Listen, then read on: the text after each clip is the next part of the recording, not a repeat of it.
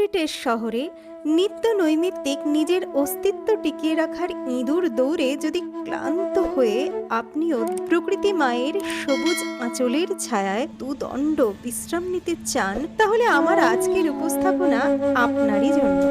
জানেন কি, শান্তিনিকেতন থেকে মাত্র কয়েক মিনিট দূরেই এমন এক জঙ্গল আছে যেখানে নেই সভ্যতার খাঁচা, আছে শুধু সবুজ আর আদিম প্রকৃতির মুক্ত শ্বাস, যেখানে বন্যপ্রাণ অনাবিল স্বাচ্ছন্দ্য আর স্বাধীনতায় ঘোরাফেরা করে, যেখানে নীরবতাও যেন গল্প বলে। শান্তিনিকেতনে এসেও যদি এই জঙ্গল না দেখেন তাহলে অনেক কিছুই মিস করেছেন। আর সেই জঙ্গলের নাম হলো বল্লভপুর ফরেস্ট আর deer park. Hare Krishna, Radhe Radhe. Beat of life by গার্গীতে আপনাদেরকে আরেকবার স্বাগত। বল্লভপুর অভয়ারণ্য বা বল্লভপুর ওয়াইল্ড লাইফ স্যাংচুয়ারি বীরভূমের বোলপুর শান্তিনিকেতনে অবস্থিত। এর গড় উচ্চতা 56 মিটার। 200 হেক্টর আয়তনের বল্লভপুর বন্যপ্রাণী অভয়ারণ্যটি বোলপুর বিশ্ববিদ্যালয় শহরের প্রান্তে অবস্থিত। বিশ্বভারতী বিশ্ববিদ্যালয় এলাকা থেকে মাত্র 1 কিলোমিটার দূরে এই সবুজ বন্যপ্রাণী অভয়ারণ্যটিতে 3টি বৃহৎ জলাশয় রয়েছে, যেখানে প্রচুর পরিযায়ী এবং আবাসিক পাখি বাস করে। এর আগের ব্লগটি যারা দেখেছেন তারা তো জানেনই যে এবারে শান্তিনিকেতন ভ্রমণে আমাদের থাকার আস্তানা ছিল ক্রিস্টি গেস্ট হাউস। আর যারা দেখতে পারেননি, যারা মিস করে গেছেন, তাদের জন্য লিঙ্কটি আমি আই বাটনে দিয়ে রাখলাম। সেখানে আছে ক্রিস্টি গেস্ট হাউস কিভাবে বুক করবেন আর সমস্ত রুম টাইপ ও তার ট্যারিফ, খাওয়া দাওয়া, তার খরচা, সমস্ত কিছু ডিটেলস আছে। আর রয়েছে সোনাঝুরি হাটের সুন্দর একটা ভ্রমণ। এবারে শান্তিনিকেতনের প্রথম দিন আমরা সোনাঝুরি হাট কভার করেছিলাম, আর আজকে এখানে আমাদের দ্বিতীয় দিন। আগামীকাল আমাদের এখান থেকে চলে যাওয়ার পালা। দ্বিতীয় দিনে আমাদের প্ল্যান ছিল আমরা কভার করব বল্লভপুর ফরেস্ট বা ডিয়ার পার্ক। আমরা এবার হাঁটা পথেই ক্রিস্টি গেস্ট হাউস থেকে বল্লভপুর ডিয়ার পার্কের দিকে বেরিয়ে পড়লাম।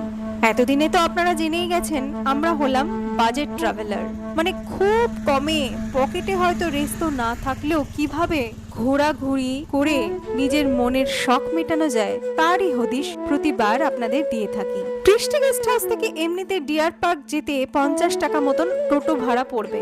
তো এই 50 টাকাও যদি বাঁচাতে চান তাহলে বেরিয়ে পড়ুন পায়ে হেঁটে। ক্রিস্টি গেস্ট হাউস থেকে ডিয়ার পার্কের দূরত্ব মাত্র 1 থেকে 1.5 কিলোমিটার মতন। পায়ে হেঁটে সময় লাগবে 20 থেকে 25 মিনিট, খুব বেশি হলেও। আর যদি টোটো করে নেন তাহলে মাত্র 10 মিনিটেই পৌঁছে যাবেন। পায়ে হেঁটেই প্রকৃতির অপরূপ শোভা দর্শন করতে করতে আমরা এগিয়ে চললাম ডিয়ার পার্কের দিকে। ক্রিস্টি গেস্ট হাউস থেকে হাঁটতে হাঁটতে এই তরুণটার এখানে এসে পৌঁছালাম। বাঁ দিকটায় প্রান্তিক স্টেশন আর ডান দিকটায় বিশ্বভারতী। সোনাঝুরির হাট বা সোনাঝুরি ফরেস্ট, তারপরে বল্লভপুর ফরেস্ট, এগুলো সব কিছু প্রান্তিকের কাছে, প্রান্তিক স্টেশনের কাছে। বিশ্বভারতী থেকে সোজা হেঁটে আমরা কাল এই অবধি এসেছিলাম। এক্সপ্লোর করাটাই তো আমাদের কাজ। যেতে যেতে কত সুন্দর সুন্দর বাড়ি চোখে পড়লো। বাড়িগুলোর ভারী অদ্ভুত নাম: বনবাস, পরম্পরা, প্রতীচি। এই যে জমিগুলো দেখছেন, বা এই যে অমর্ত্য সেনের বাড়ি, বা ওখানে আরও অনেক ভালো ভালো, কেউ নেভিতে চাকরি করে, কেউ ইঞ্জিনিয়ার, বড় হয়তো এখন বিদেশে থাকে, সব বাড়িগুলো কিন্তু সমস্ত লিজ নেওয়া বিশ্বভারতীর কাছ থেকে। আর বিশ্বভারতীটা হচ্ছে সেন্ট্রাল গভর্নমেন্টের আন্ডারে, মানে রাস্তাটা স্টেট গভর্নমেন্ট আর জমিগুলো সেন্ট্রাল গভর্নমেন্টের আন্ডারে পড়ে। এটা একটা এখানে অদ্ভুত বিষয়। ওফ, কি সুন্দর কাঠগোলাপের গাছ হয়ে রয়েছে দেখুন, অপূর্ব।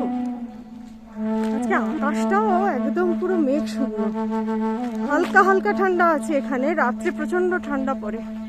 ডিসেম্বর তো হয়ে গেছে, বীরভূমের মাটি খুব ঠান্ডা পড়ে।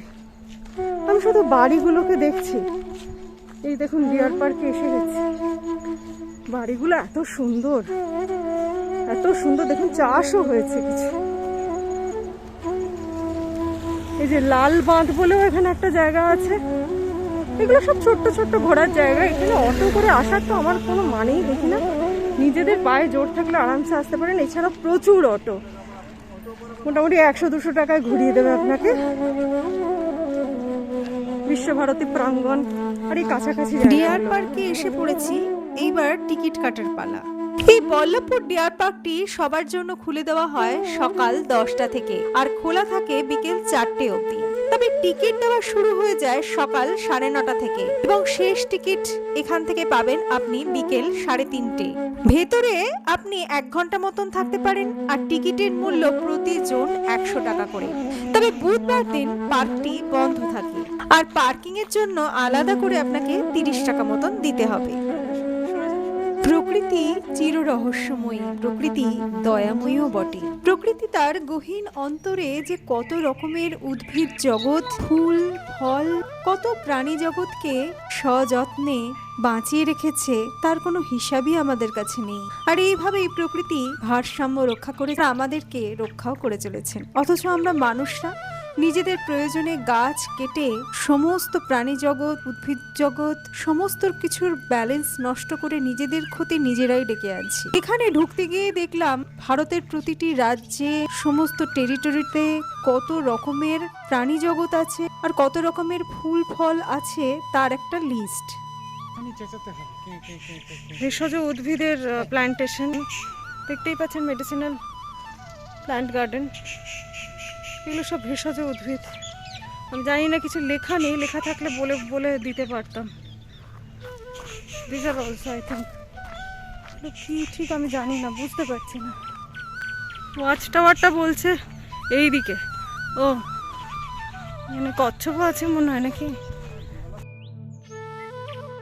এখানে হাঁটতে হাঁটতে দেখলাম কচ্ছপের ছবিও আছে, তার মানে কচ্ছপেরও এখানে সংরক্ষণ হয়। আর যে ওয়াচ টাওয়ারটার কথা বলেছিলাম, দুঃখের বিষয় এগিয়ে গিয়ে দেখলাম ওয়াচ টাওয়ারটি বন্ধ। ওয়াচ টাওয়ারটা তো বন্ধ। তাই আমরা আবার পায়ে হেঁটে আরো গহীন অরণ্যে প্রবেশ করা শুরু করলাম। বন্য প্রাণ সংগ্রহের সাথে সাথে দেখলাম এরা বেশ কিছুটা অঞ্চল কাঁটা তার দিয়ে ঘিরে রেখেছে, সেখানে চাষের জমি তৈরি করা রয়েছে। এটা চাষের জমি। আমার ব্যাক সাইডে দেখছেন শাল গাছের জঙ্গল, কি অসাধারণ সুন্দর বলুন তো, দেখতে পাচ্ছেন? এর ভেতরে ভেতরেই কিন্তু হরিণ আছে। আমি চেষ্টা করব, যদি খুব ভাগ্য ভালো থাকে অবশ্যই হরিণ সামনে থেকে হয়তো দেখতে পাবো, যদি খুব ভাগ্য ভালো থাকে। তো চলুন, সৌরভ ওদিকে অনেকটা এগিয়ে গেছে, চলুন। জায়গাটাকে পুরো কাঁটা তার দিয়ে ঘেরা, যাতে ওদের কেউ ক্ষতি না করতে পারে, সেই জন্য জায়গাটাকে তার দিয়ে ঘিরে দিয়ে। হঠাৎ করে একজনকে দেখলাম কান খাড়া করে উকি মারছে, কিন্তু সামনে এলো না। আমি জানি না ওই হরিণটাকে আপনারা কতদূর দেখতে পাচ্ছেন। ওই যে দাঁড়িয়ে রয়েছে কান উঁচু করে। আরও যাচ্ছি ভেতরে, ওইখানে হরিণটা ছিল, এর ভিডিওটাতে দেখালাম, এর ভেতরেই হরিণগুলো আছে। চলুন, যেতে যেতে যদি আরও কিছু দেখতে পাই অবশ্যই আপনাদের সামনে তুলে ধরার চেষ্টা করব। এইটাই হচ্ছে বল্লভপুর ফরেস্টের এই অংশটুকুনি টুরিস্টের জন্য খোলা আছে। 100 টাকা করে এন্ট্রি ফি দিয়ে ঢুকতে হয়। এইখানটায় হরিণ আছে, কচ্ছপও আছে দেখলাম, জানি না কোথায় আছে, নিজেকে খুঁজে খুঁজে দেখতে হবে। এখানে কোনো গাইড টাইড সেরকম নেই দেখলাম। এই অভয়ারণ্যটি 1977 সালের সেপ্টেম্বরে প্রতিষ্ঠিত হয়েছিল। রাজ্যের সবচেয়ে সফল হরিণ সংরক্ষণের রেকর্ডগুলির মধ্যে এটি একটি। জায়গাটা কিন্তু দারুণ, মানে এই ক্যামেরায় না এই অনুভূতিটাকে ধরা যাবে না, মানে পুরো মানে নিশ্চুপ একটা, মানে পিন ড্রপ সাইলেন্স যেটাকে বলে, একদম প্রকৃতির কোলে যাকে বলে, মানে পিওর এয়ার, অক্সিজেন পর্যাপ্ত পরিমাণে এখানে আসলে পাবেন, আর একদম শান্ত, অসাধারণ। মানে শহরের সেই স্ট্রেসফুল লাইফটাকে ভুলতে এই জায়গাটা ভীষণভাবে কাজে দেবে। এখানে অসংখ্য চিতল বা চিত্রা হরিণ বা স্পটেড ডিয়ার, কৃষ্ণসার হরিণ বা ব্ল্যাকবাক ডিয়ার, শিয়াল এবং শিয়ালের মতো অন্যান্য আবাসিক প্রাণীর আবাসস্থল। আর দেখা পেয়েছি, আমরা অবশ্য সজারুও দেখেছিলাম। উনি লজ্জা পেয়ে ভেতরে ঢুকে গেছে, মাঝে মধ্যে চোখে চোখ মেলাচ্ছে, শুভ দৃষ্টি যেন। এটা হলো ডিয়ার পার্কের সজারু, উনি লজ্জা পেয়ে একটু ভেতরে ঢুকে গেছে। আর এতগুলো লোক এসছে তো দেখতে। আমাদের উদ্দেশ্য হলো হরিণ দর্শন, কিন্তু সোনার হরিণের দর্শন কি এত সহজে পাওয়া যায়? আর তার পেছনে ছুটতে গেলে সর্বশান্ত হতে হয়, তবুও তারই পিছনে ছুটে চলা। পুরো অভয়ারণ্যটি একটি সুরক্ষিত এলাকা, যেখানে পর্যটকরা ঘুরে বেড়াতে পারেন এবং হরিণ ও অন্যান্য বন্যপ্রাণীর এক ঝলক দর্শন করতে পারেন। পায়ে চলা পথ ধরে কিছুটা এগিয়ে যাওয়ার পরে দেখলাম একটা জায়গায় কিন্তু জঙ্গলকে সম্পূর্ণ কাটা তার দিয়ে ঘিরে দেওয়া। তার মানে এর ভেতরেই সব আছে বন্যজন্তু, জানোয়ার, হাতিও তো আছে বলছিল। ওই জন্য এখানে মানুষকে তো সেরকম ভাবে ঠিক অ্যাক্সেসেবল নয় জঙ্গলটা। জঙ্গলের এত ভেতরে এসেও হরিণ দেখতে না পেয়ে বিফল মনোরথ হয়ে ফিরে যাচ্ছিলাম, কিন্তু ভাগ্য ছিল সুপ্রসন্ন। তখন হরিণদের খাওয়ার সময় চলে এসেছিল। তা বেশ কিছুটা হেঁটে যেতে আবার জঙ্গল থেকে বেরোনোর মুখে, মানে পার্ক থেকে বেরোনোর মুখে হরিণের দেখা আমরা পেয়েছিলাম। ওদেরকে তখন খেতে দেওয়া হয়েছিল। বল্লভপুর অভয়ারণ্য মূলত শাল গাছের আবাসস্থল হিসাবেই বেশি বিখ্যাত, তবে পাশাপাশি অন্যান্য সাধারণ প্রজাতির গাছ যেমন পিয়াল, মহুয়া, সোনাঝুরি বা বাবলা এবং ইউক্যালিপটাস, যা হরিণ এবং অন্যান্য পাখিদের জন্য জনপ্রিয়, এরকম বহু বৈচিত্র্যময় শুষ্ক পর্ণমোচী বনের আবাসস্থল হিসেবেই বিখ্যাত। পর্ণমোচী গাছ মানে যে সমস্ত গাছেরা শরতের শেষে এবং হেমন্তের শুরুতে নিজেদের সমস্ত পুরনো পাতা ঝরিয়ে ফেলে, আবারও বসন্তের শুরুতে নতুন পাতার সূচনা হয়। এখানে এলেই মন সেই চিরন্তন সত্যকেই যেন মেনে নিতে চায়। যাহা কিছু পুরাতন, সকলকে আনন্দে বিদায় জানিয়ে নতুনকে সাদরে স্বাগত জানিয়ে গ্রহণ করে নিতে হবে। শূন্যই হলো সৃষ্টির উৎস, আর সেই সৃষ্টি সুখের উল্লাসে অন্তরাত্মা এগিয়ে চলে তার উৎসের সন্ধানে, আর সেখানেই তো সে খুঁজে পায় তার মুক্তির আস্বাদ। হে নূতন দেখা দে কারবার, জন্মের প্রথম শুভক্ষণ, তোমার প্রকাশ হোক, কুহেলিকা করে উদ্ঘাটন, সূর্যের অপোজিটের যে পোর্শনটা ওই দিকটাই হরিণটা রয়েছে, হরিণগুলো রয়েছে। এইখানে দাঁড়িয়ে থাকলে, কপাল ভালো থাকলে সামনেও চলে আসবে। জন্মের প্রথম শুভক্ষণ। যাক, শান্তিনিকেতনের ডিয়ার পার্কে আসাটা সার্থক। এত ঘুরে অবশেষে বেরোনোর মুখে পেলাম চিতল বা চিত্র হরিণের দেখা। ওই যে অনেকগুলো হরিণ দেখার পেয়েছি।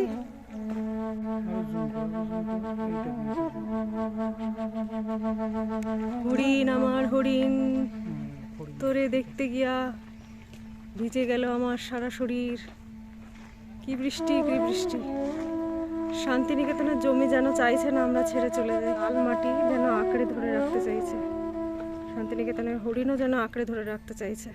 জঙ্গলে এসে নালে কেউ বৃষ্টি পায় শীতকালে? যাকে হরিণ দেখতে পেয়ে বৃষ্টিতে ভিজে ভিজে ছবি তুললো আর কি। হরিণ দেখে মনটা শান্ত হলো, বল্লভপুর ফরেস্ট দেখার ইচ্ছে পূর্ণ হলো, কিন্তু এখনো কিন্তু কিন্তু করছিল মনটা, কারণ শুধুই তো হরিণের দেখা পেলাম, শুনেছিলাম নাকি হাতি আছে। তাই ভাবলাম গেস্ট হাউস না ফিরে একটু বল্লভপুরের এই দিকটা এক্সপ্লোর করা যাক পায়ে হেঁটেই। হাঁটতে হাঁটতে পৌঁছে গেলাম ফরেস্ট রেঞ্জ অফিসারের অফিসের কাছে, যেখানে রয়েছে একটা ফরেস্ট বাংলো। ভেবেছিলাম বোধহয় সাধারণ মানুষের এন্ট্রি আছে, কিন্তু যেটা জানতে পারলাম এখানে শুধু রেঞ্জ অফিসারই থাকেন, আর সাধারণ মানুষের কোনো এন্ট্রি নেই। চলুন আপনাদেরকে একটু ঘুরিয়ে আনি।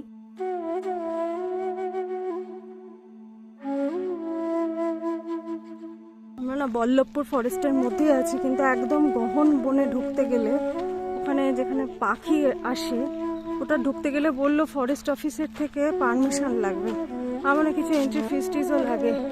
বললো 2 নম্বর গেট দিয়ে ঢুকতে হয়, আর সেখান দিয়ে ঢুকলেই পাখি দেখতে পাবে, কিন্তু তার জন্য তো পারমিশন লাগে বললো। ওইটা হচ্ছে ফরেস্ট বাংলো গেস্ট হাউস। একটু খবর নিয়ে জিজ্ঞেস করার চেষ্টা করছি যে কিছু যদি কোনোভাবে যদি দেখা টাকা যায় বা কি নিয়ম আছে আপনাদের সাথে তাহলে শেয়ার করব।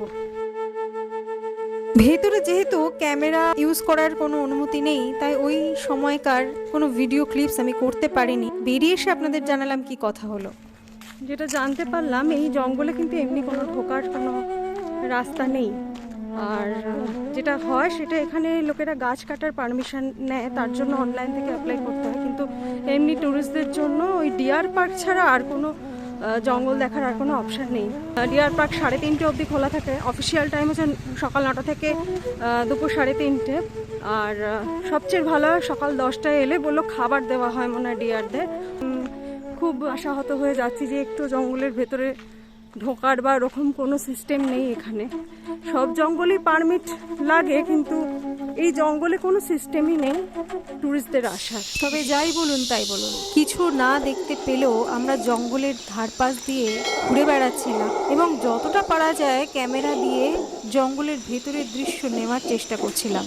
শুনশান জায়গা, তো এখান দিয়ে যখন হাঁটছিলাম খালি মনে হচ্ছিল পেছন থেকে বোধহয় কেউ আসছে। সে এক সাংঘাতিক গা ছমছমে, গা শিরশির করে ওঠা একটা পরিবেশ, অদ্ভুত সে অনুভব। এইভাবেই তো প্রকৃতির রূপ, রস, মাধুর্য, গন্ধকে আস্বাদন করতে ভালো লাগে। রাতের বেলা এই জায়গাটা এলে হলপ করে বলতে পারি বন্য জন্তুর গায়ের গন্ধ কিন্তু পাবেনি, আর সেইটাই হয় সবচেয়ে ভয়ঙ্কর। হয়তো কাঁটাতার দিয়ে ঘেরা কি যাই হোক, কিন্তু তবুও রাতের পর কিন্তু এই জায়গাটা মোটেই নিরাপদ নয়। বল্লভপুর ফরেস্টের বাকি অংশটা এক্সপ্লোর করে এবার কিন্তু আমাদের ফিরে যাওয়ার পালা। আসার সময় দেখেছিলাম খুব সুন্দর সুন্দর বাড়ি আছে এখানে। বাড়িগুলো খুব সুন্দরভাবে গাছ গাছালিতে একদম সবুজে ম করছে।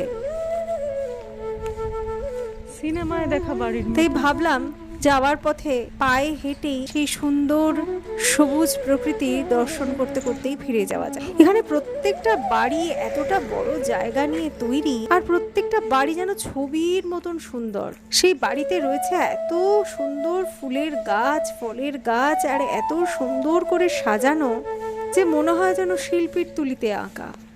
মন ভরে প্রাণ ভরে সেগুলো দেখে নিলাম। কিছু কিছু বাড়ি দেখলাম ভাড়া দেওয়ার জন্য বাইরে সাইনবোর্ড টাঙিয়ে দিয়েছে, যদি কেউ ইচ্ছুক থাকেন তারা এখানে এসে অনেক দিন ধরে হয়তো থাকতে পারেন।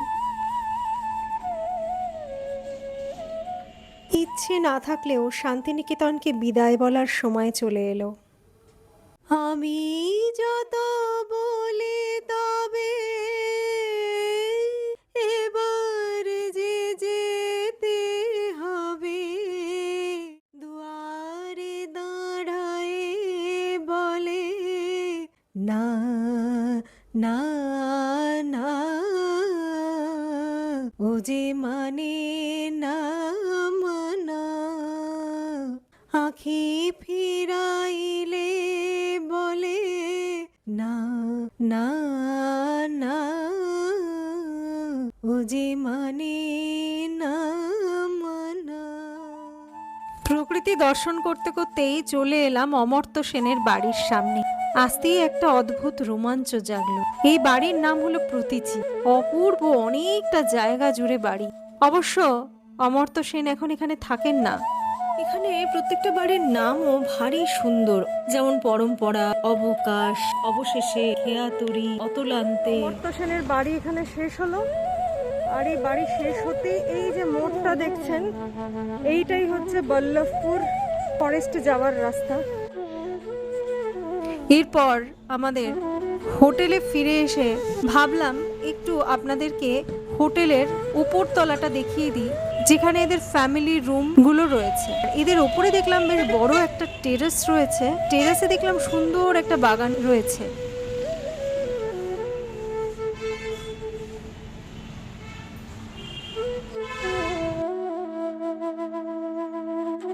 এরপর আমাদের ট্রেন ছিল দুপুর 1:15-তে বোলপুর শান্তিনিকেতন থেকে। ট্রেন দিয়েছিল 1 নম্বর প্ল্যাটফর্মে, আর দেখলাম এখানে এসকেলেটরও আছে।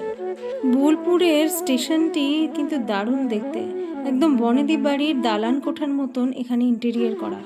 আমরা এবারে চুজ করেছিলাম শান্তিনিকেতন এক্সপ্রেসের এসি চেয়ার কার। এর ভাড়া পড়েছিল প্রতিজন 315 টাকা করে। এইবারেও ট্রেনের ভেতরটা আপনাদেরকে ভালো করে দেখিয়ে দিই।